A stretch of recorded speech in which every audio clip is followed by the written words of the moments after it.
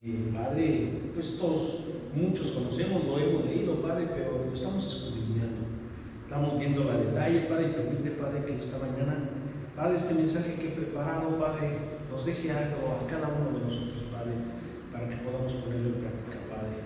Gracias te doy, Padre, en el poderoso nombre del Señor Jesús. Amén. Y bueno, mis hermanos, este mensaje se titula La autoridad de Jesús para perdonar nuestros pecados. Ya le dimos lectura a este pasaje y bueno, pues en este mensaje vamos a continuar escudriñando el libro de Marcos, en particular el pasaje que vamos a ver el día de hoy. Muchos lo conocen, muchos lo han leído, ya hemos hablado del mismo, pero me llama la atención y me gusta, hermanos, porque es un tema que habla de la fe, de la esperanza, de la amistad, que también habla del perdón. Pero he profundizado mi estudio para que logremos entender que nos deja como experiencia de aprendizaje a nosotros otro tipo de situaciones, independientemente de lo que nosotros conocemos a simple vista. Y bueno, hermanos, antes de iniciar me gustaría comentarles sobre la idea que tengo de la conveniencia de hacer, ya lo hemos dicho, yo lo he dicho muchas veces, porque creo que eso es bueno y sano, de hacer una lista de todos los problemas que estamos viviendo, de cualquier índole, económico, familiar, de salud, de seguridad, y que lo pongamos en orden de importancia, cada uno de ese tipo de situaciones que estamos viviendo actualmente. ¿Y cuál colocaríamos en primer término de esa lista? ¿Cuál consideramos que sea tan relevante que tiene que estar en primer lugar? ¿Cuál sería el más urgente? O vamos a ponerlo de otra forma. Si Dios te prometiera hoy resolver uno de tus problemas, ¿cuál sería tu primera opción?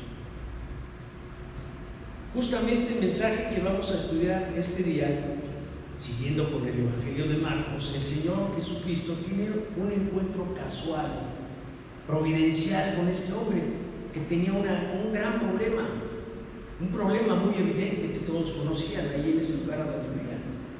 En esta mañana, mis hermanos, es mi deseo que esta historia nos ayude a ponernos en perspectiva y logremos priorizar nuestros propios problemas.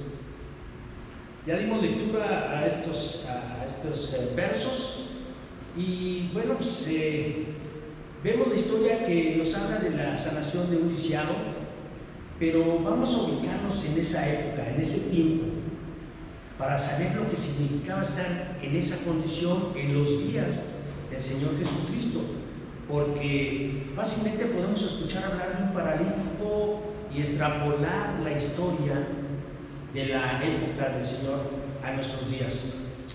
Ser un paralítico siempre ha sido un gran problema, pero es indudable que en los días de Jesús era una situación mucho más crítica que ahora, porque este hombre no tenía la menor esperanza de que en alguna parte apareciera un especialista, un neurocirujano, que pudiera operarle y devolverle al menos un poco de movilidad, o tratar con algunos de los problemas, fíjense, secundarios que esta condición generalmente trae.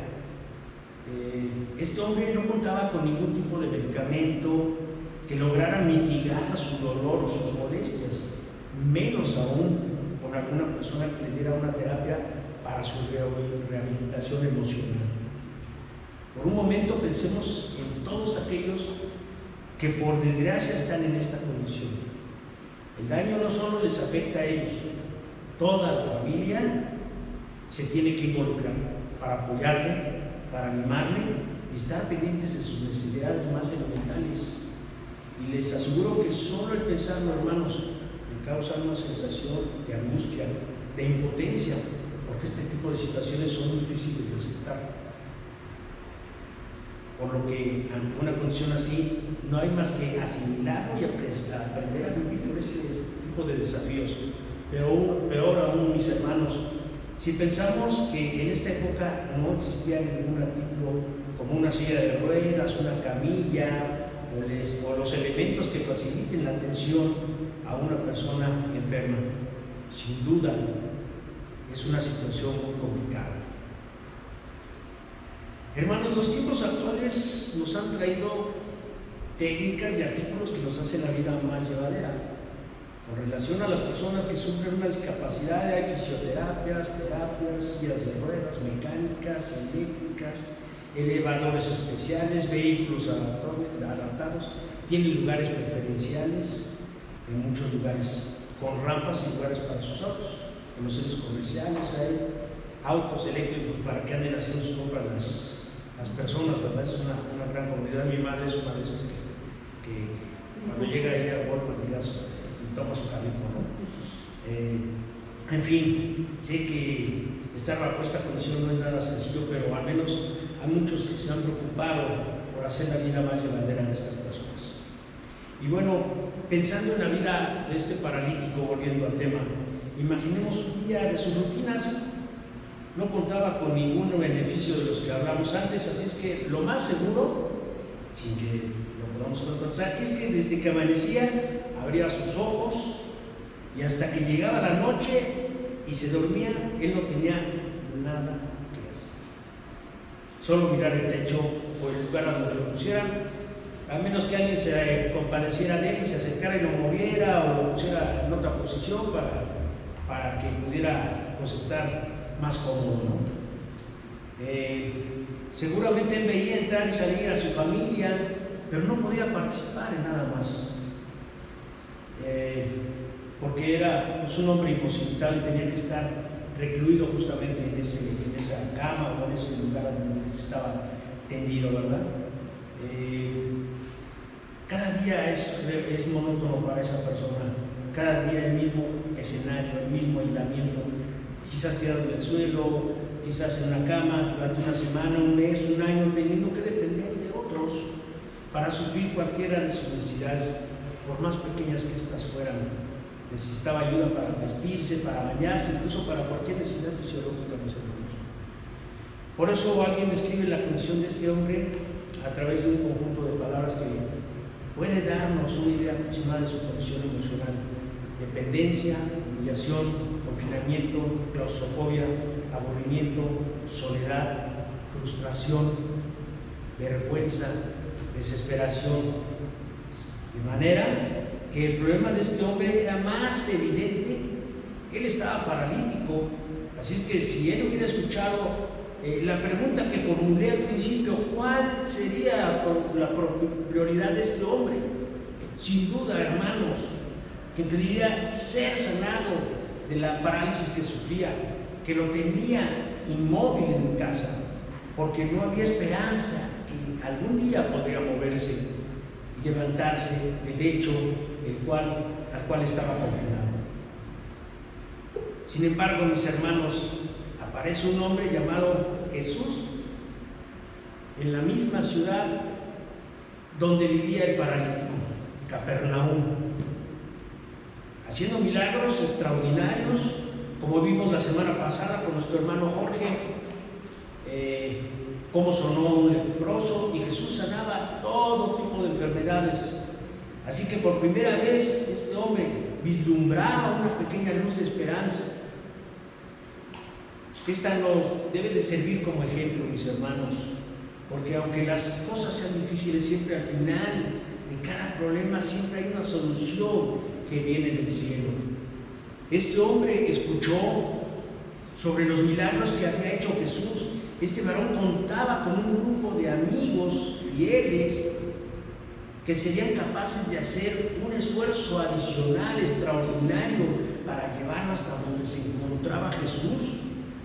Así, sin perder tiempo, lo acomodan en una litera que servía en la antigüedad para trasladar personas, lo que conocemos hoy como una camilla. Caminando a paso rápido, estos hombres recorrieron varias calles de Capernaum hasta que llegaron a la casa. Pero ¿qué? Se encontraron con una multitud de gente en la entrada, alrededor de la casa. Era imposible poder penetrar esa valla humana, mis hermanos. Era tremendo, así que era imposible entrar al interior.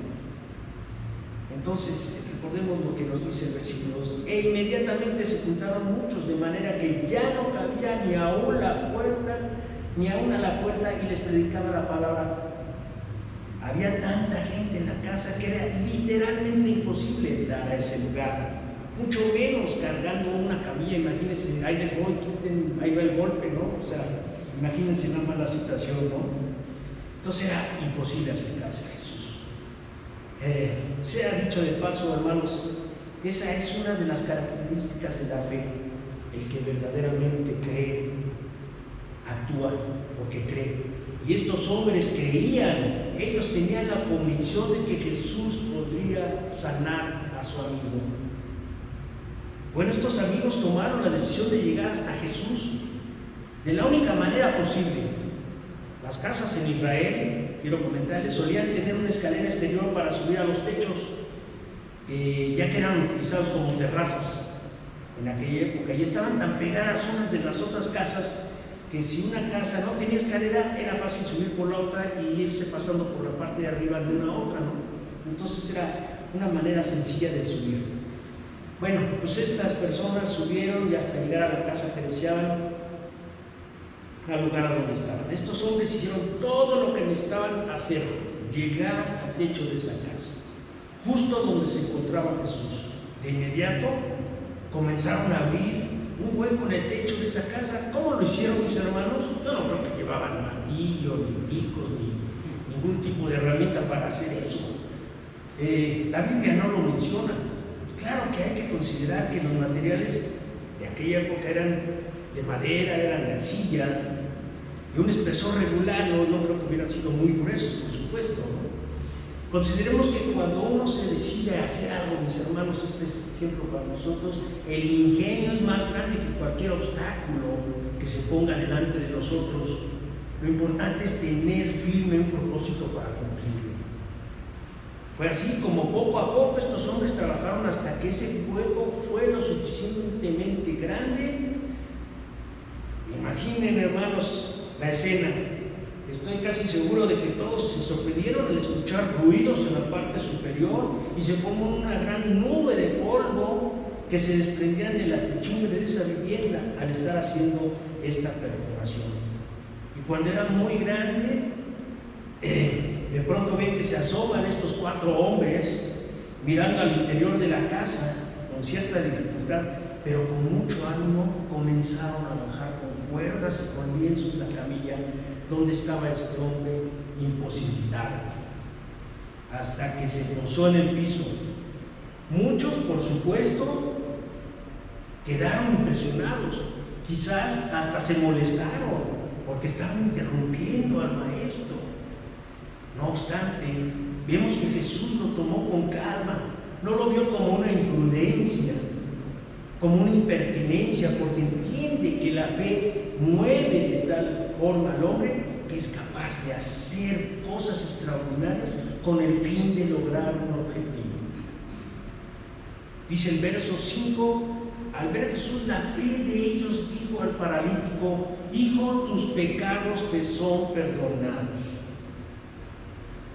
La enseñanza más importante que nos da este verso es justamente la fe que estos hombres demostraron, que hicieron un esfuerzo sobrehumano desde que lo planearon, tomaron acción y lo llevaron a cabo para presentar ante Jesús a un amigo. Los evangelios de Mateo, Marcos, Lucas, que hablan sobre este evento, dicen que Jesús vio la fe de ellos. Así es que, sin dudar, Jesús inmediatamente le dijo con autoridad al paralítico que sus pecados eran perdonados. Hago un paréntesis, mis hermanos. Hoy en día existen muchos hombres que hablan de la fe como si la fe en sí misma tuviera algún tipo de poder, algún tipo de eficacia. Hemos escuchado que la fe mueve montañas. No importa cuán grande sea la prueba que estés viviendo, lo importante es que tengas fe. No, mis hermanos, aquí debemos de aclarar que muchas personas tienen fe en ellos mismos, en sus bienes, en sus riquezas, en sus esfuerzos, en sus logros y triunfos. Pero si vemos este relato y nos concentramos en el acto de estos hombres, es totalmente diferente. porque ellos tenían fe y se acercaron a la persona apropiada, a nuestro Señor Jesucristo. Hay muchas personas que tienen fe, pero están buscando en el lugar incorrecto y con la persona incorrecta.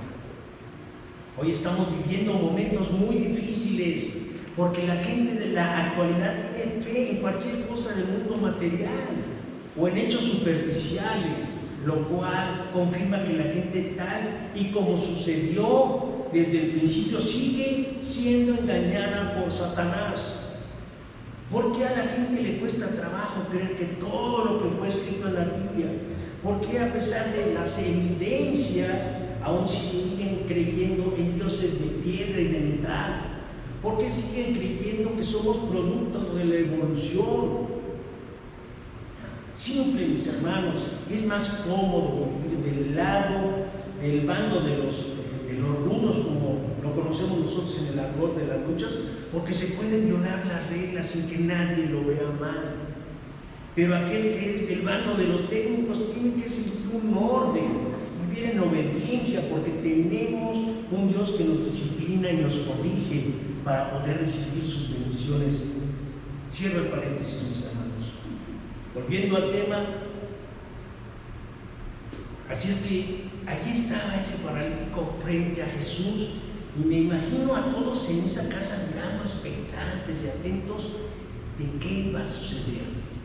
Pero en vez de hacer lo que probablemente todos esperaban, Jesús le dijo al paralítico: hijo, tus pecados te son perdonados.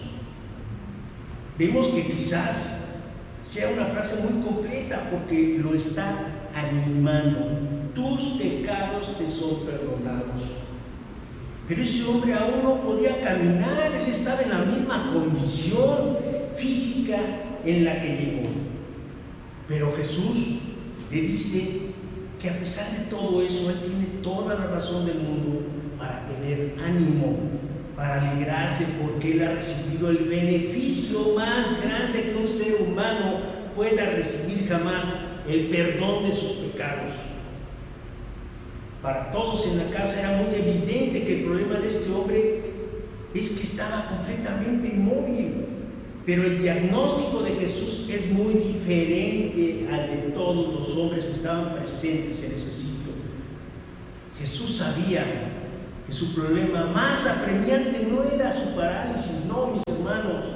Su problema más urgente de este hombre era su pecado y todas las consecuencias que el pecado conlleva en la vida que estamos ahorita experimentando y en la venidera. Pero al referirnos al pecado, no estamos hablando de los más comunes, mis hermanos, que la gente suele practicar, como mentir, robar, fornicar, codiciar, matar, envidiar, adulterar, intrigar. Nos referimos más bien a la fuente que produce todos estos pecados, y es muy claro ver que el hombre ha decidido darle la espalda a Dios. El hombre ha buscado su propia voluntad, su propia gloria. Dicho de otra forma, el hombre ha decidido ser su propio Dios. De hecho, mis hermanos, pensemos en este paralítico que no estaba en condiciones físicas para cometer actos pecaminosos, ya que no se podía mover. Así es que podía pecar con el pensamiento, y pecaba, porque el pecado es un problema del corazón. Y en la actualidad, según Jesús, ese es el problema más urgente en la humanidad de nosotros. Pongamos nuestra mente en los pensamientos de esta persona discapacitada. Quizás muchas veces soñó con poder caminar, porque para él era la solución de todos sus problemas. Pensaría: si solo pudiera valerme por mí mismo, podría ir a donde yo quisiera, seguramente seré el hombre más feliz, nunca más me volvería a quejar de nada, si tan solo pudiera caminar. Pero Jesús lo veía de otra forma, de otra manera, porque si solo lo hubiera sanado de su parálisis, estaba dejando a este hombre en una terrible condición y no hubiera resuelto realmente el mayor de sus problemas. Hermanos, es muy lamentable que hoy en día esa ilusión de la mayoría de las personas, incluyendo a muchos que profesan ser cristianos, su mente está llena de ilusiones y quizás muchos piensan si ganara un sueldo más alto, si tuviera una cuenta bancaria, si pudiera vivir en armonía con mi familia, si tuviera una gran casa, si me pudiera comprar un auto lujoso, si viajara por todo el mundo, sea lo que sea, que muchos hombres desean, están completamente equivocados. El hombre tiene un grave problema, porque no se sacia. Mientras más obtiene, más desea. No tiene llenura porque su corazón está vacío. Entonces esto le va a causar graves conflictos. En otras ocasiones he comentado que hay muchas personas que están buscando la felicidad sin darse cuenta que la felicidad no es una meta, la felicidad es un trayecto, mis hermanos. Volvemos a tocar el tema de la frustración de la gente famosa. Hombres y mujeres que hicieron de todo para alcanzar la fama y de no ser nada, de pronto se convirtieron en estrellas. Pero después de obtener todo lo que anhelaban, no solo se convirtieron en personas insoportables, sino que ahora eran mucho más infelices que antes. Así que después de ser seres humanos comunes y corrientes, cambiaron y vivían en un mundo de excesos, indisciplinados, con despilfarro, depravación, sexo, alcohol, drogas. Muchos decidieron quitarse la vida, lamentablemente.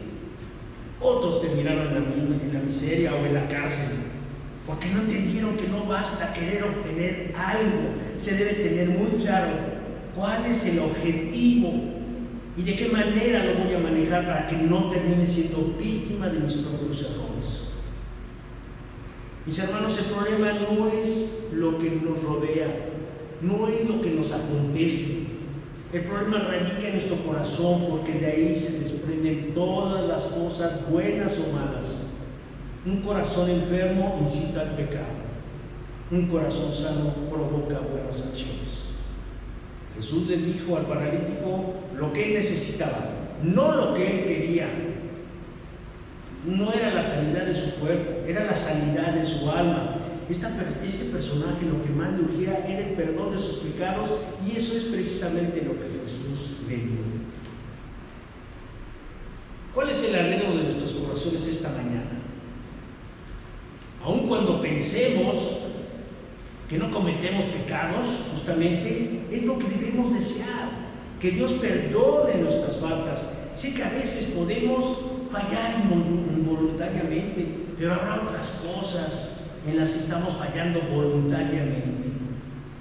No debemos sentir vergüenza, mis hermanos, porque estamos expuestos y detrás de nosotros está el enemigo queriendo hacernos caer, pero lo más importante es que podemos entablar comunión con Dios y ponernos a cuentas con Él. En la actualidad muchos hombres van detrás de las riquezas, ya lo mencioné, de la diversión, de la belleza, de la popularidad, y al final siempre terminan frustrados porque su mayor necesidad sigue ahí, no la han alcanzado, y sin Dios jamás lo podrán alcanzar. Es posible que conquisten todas las cosas anteriores, pero jamás alcanzarán la verdadera felicidad que viene de Dios. Según Jesús, ninguna necesidad humana es más urgente que el perdón de los pecados, porque algún día tendremos que presentarnos en el tribunal de Dios para dar cuenta de nuestras vidas. En ese juicio nadie garantiza que saldremos bien librados, mis hermanos. Dice la Escritura en Hebreos 4:13: no hay cosa creada que no sea manifiesta en su presencia, antes bien todas las cosas están desnudas y abiertas a los ojos de aquel a quien tenemos que dar cuenta. Nadie se va a salvar de presentarse ante Dios en el juicio, mis hermanos. Dios conoce nuestra vida, Él conoce cada íntimo detalle que creemos que nadie conoce. Dice Romanos 3:10, del 10 al 12, como está escrito: no hay justo ni aún uno, no hay quien entienda, no hay quien busque a Dios, todos se desviaron a una e hicieron inútiles, no hay quien haga lo bueno, no hay ni siquiera uno. Y bueno, mis hermanos, si observamos con detalle el mensaje que nos ocupa el día de hoy, podemos darnos cuenta que contiene una increíble noticia, y es que ese mismo Dios contra el que hemos pecado, ese mismo Dios que ha sido ofendido por el hombre, ese mismo Dios decidió resolver a costa de un gran sacrificio. El versículo 6 dice: estaba allí sentado algunos de los escribas, los cuales cavildaban en sus corazones, porque este habla así, blasfemias dice, ¿quién puede perdonar pecados sino solo Dios? Y aconteció luego Jesús en su espíritu que cavildaban de esta manera dentro de sí mismos, y les dijo: ¿por qué cavildáis así en vuestros corazones? Interesante. Ellos no habían expresado nada con su boca. No obstante, Jesús tiene el poder para escuchar nuestros diálogos interiores. No sé si a ustedes acostumbran, mis hermanos, yo sí lo hago de manera personal, que a veces hablo conmigo mismo, tengo yo esa costumbre que a veces me cuestiono, platico, me contesto, y hay muchas cosas interesantes en ese sentido que de pronto hago. Y bueno, esta es una situación muy personal, mis hermanos, y yo creo que muchos lo hacemos, hablamos con nosotros mismos, y Jesús escucha ese diálogo interior que había en ese momento de estos líderes religiosos de Israel. Y lo interesante es que en este caso el proceso de razonamiento de estos líderes era correcto, porque Jesús no estaba pidiendo a Dios que perdonara a este hombre, sino que lo estaba haciendo de manera directa, con la autoridad que solo tiene Dios. O sea, no dijo: en el nombre de Dios yo te perdono tus pecados, dice: te perdono tus pecados. Entonces estos hombres estaban diciendo: solamente Dios puede hacerlo, como que estaba usurpando el lugar de Dios, así lo veían los religiosos. Bueno, entonces sí, lo estaban diciendo correctamente, pero no sabían qué había detrás de todo esto. Entonces, todos los pecados que cometemos, los cometemos primeramente contra Dios, mis hermanos, y por lo tanto, solo Dios puede perdonar justamente nuestros pecados. Dice en el Salmo 51, cuando David peca contra Betsabé, contra Urías: contra ti solo he pecado y he hecho lo malo delante de tus ojos, para que seas reconocido justo en tu palabra y teniendo por puro en tu justicia, en tu juicio. El Salmo 103 dice: Él es quien perdona todas tus iniquidades, el que sana todas tus dolencias. Así es que estos líderes religiosos estaban ahí con ese diálogo interior.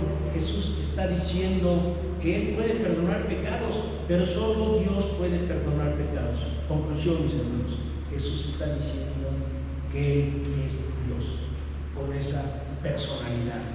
Está diciendo: yo soy Dios. Hermanos, no existe ningún hombre en la tierra con la autoridad para perdonar pecados, porque todos los pecados son contra Dios. Por supuesto, los líderes religiosos israelíes no pueden aceptar de ninguna manera esa conclusión de Jesús y lo acusan de ser blasfemo, una conclusión que después serviría para juzgarlo y aplicarle la pena capital. Dice el versículo 7: blasfemias dice. El hombre común y corriente no puede estar haciendo esto. Luego eso lleva al Señor a hacer una pregunta. Dice el versículo: ¿qué es más fácil decir al paralítico? ¿Tus pecados te son perdonados? O decirles: levántate, toma tu lecho y anda.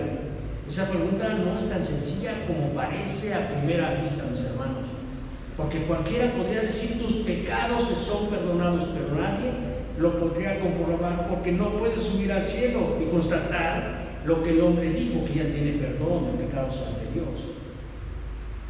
Decirle a alguien que sus pecados son perdonados es fácil, pero pedirle que se levante, que tome su lecho y ande, es literalmente imposible.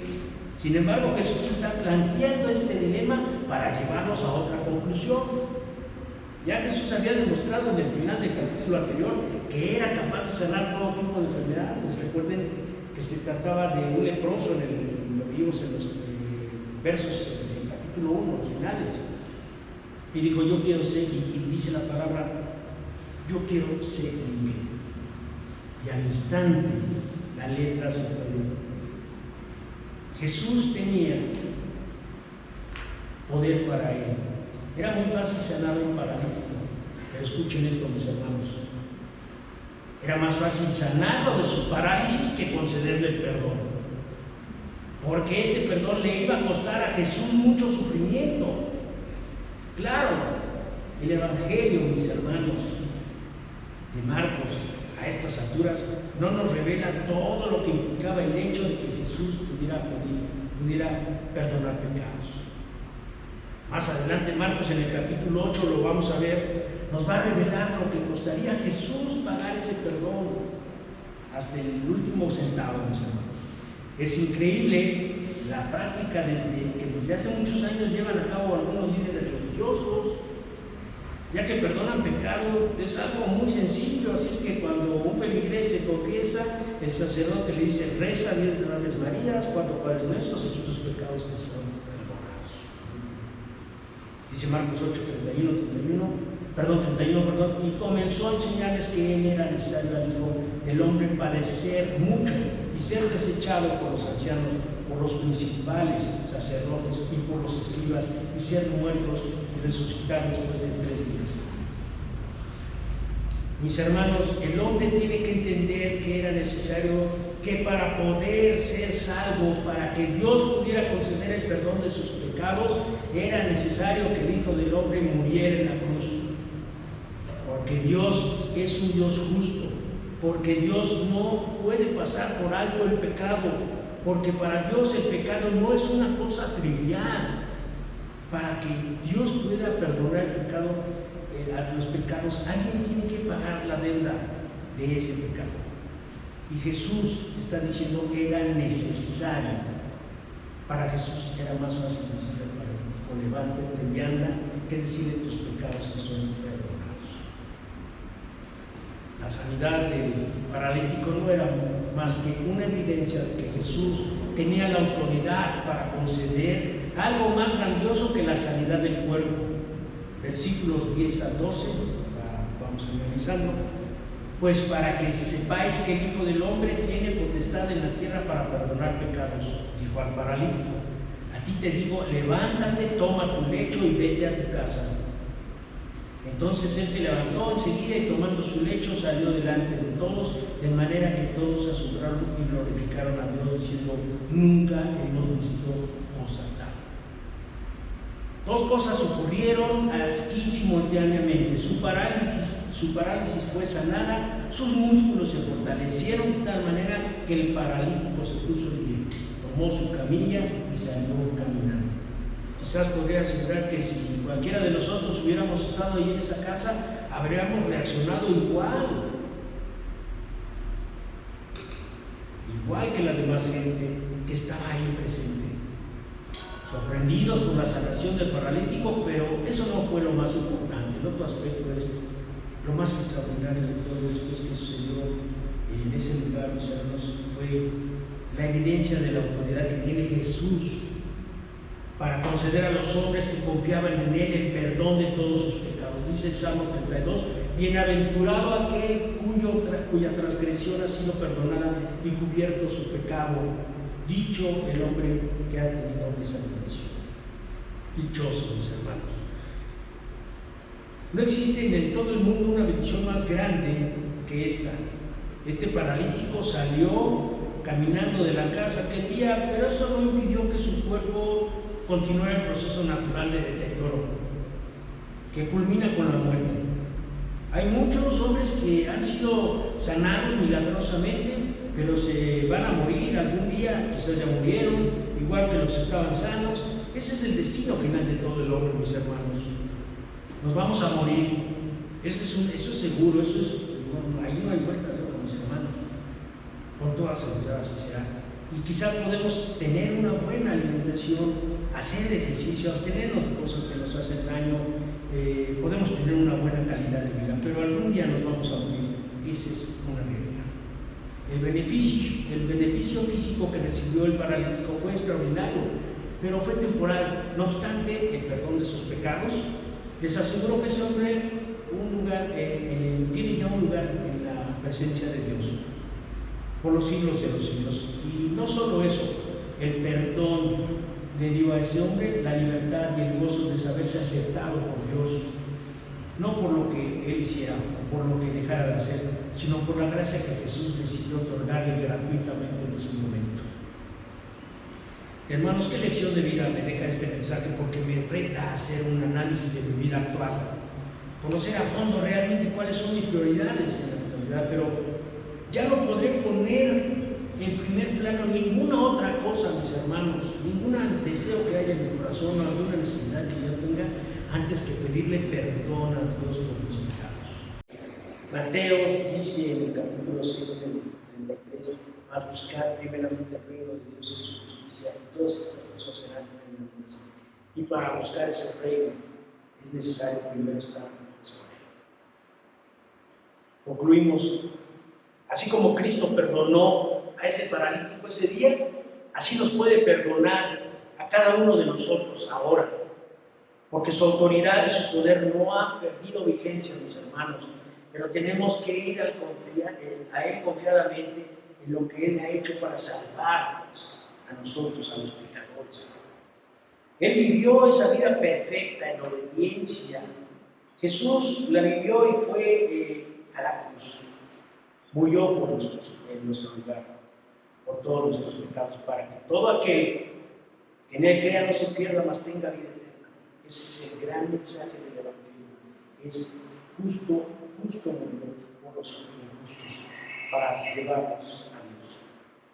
Y mis hermanos, no importa la edad que tengamos, hoy es el día en que debemos de postrarnos delante de Dios y pedir perdón por nuestros pecados. Recordemos que solo Él sabe cuándo tendremos que partir a su presencia.